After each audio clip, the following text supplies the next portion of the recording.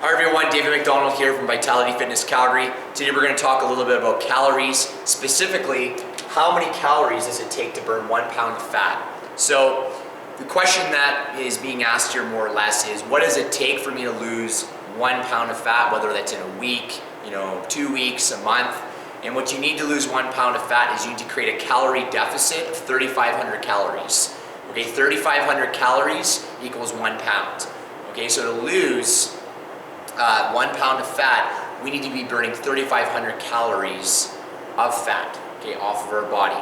So if we were to break this down into 1 week, if you wanted to lose 1 pound of fat a week, every single day, okay, for the next week, we would need to be in a calorie deficit of 500. So that means that we need to be burning, for example, 2,000 calories and only consuming 1,500 calories. So there has to be a negative 500 at the end of our day. Okay. Now this is going to come from a combination of diet, exercise, proper nutrition. Okay, but at the end of the day, we want to have a deficit of 500 calories, and that's got to happen every single day. Okay, to lose that 1 pound of fat a week. Okay, so that does take a lot of effort, and it does take time to achieve that. And most people overestimate what exercise will do for them in that regard, and underestimate what nutrition will do. That's why we put so much emphasis in our videos, on our YouTube channel, with our clients on making diet changes, because there's only so much exercise can do in terms of creating a calorie deficit. Okay, there's always a point of diminishing returns with exercise. There's only so many hours in a day that you can fit workouts in. There's only so many hours in a week that you can work out. There's only so many workouts or hours in which you work out in a 1 week period that's actually healthy. Okay, if we cross that line and we get to the point where we're incorporating too much exercise and too much training and not enough recovery, then that can actually slow our progress down. Okay, and that can lower our immunity. That can lead to us getting sick, getting a cold. It can lead to injury. So exercise can only do so much for you. Okay, think of yourself. Think of how often you actually work out in a week. The average person who's active, they're maybe at the gym 3 to 4 hours a week. And the other hours in their day is spent outside of the gym, eating, sleeping, working. So I mean, if you look at a 1 week period, if you look at the bigger picture, you're spending 3 to 4 hours out of your week, which is, I think there's about 168 hours in a week. You're spending 3 to 4 of those working out. That's a very small percentage. But a lot of people put all of their eggs in that basket. They put all of their eggs in that exercise basket, and they think that's the be-all and end-all, and that's what's going to create the results and the progress that they want. But it's such a small part of the equation.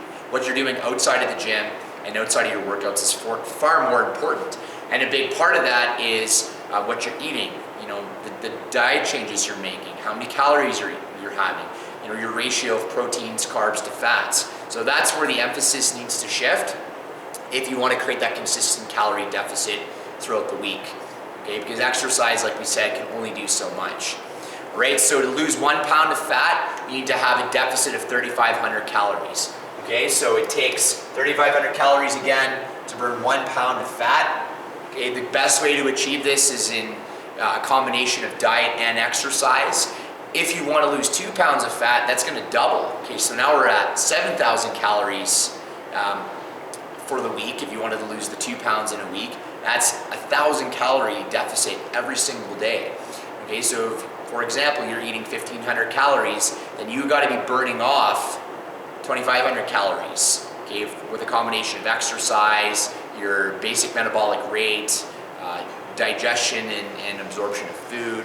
Okay, all of that plays a role in calorie burning. Okay, but that's a huge chunk of calories. And a lot of people, when we explain this to them, they start to really change their goals and make them a lot more realistic. We have some people that come in here that want to lose 20 pounds, 25 pounds in a month. That's crazy. I mean, let me do some math here. That's 5 pounds a week.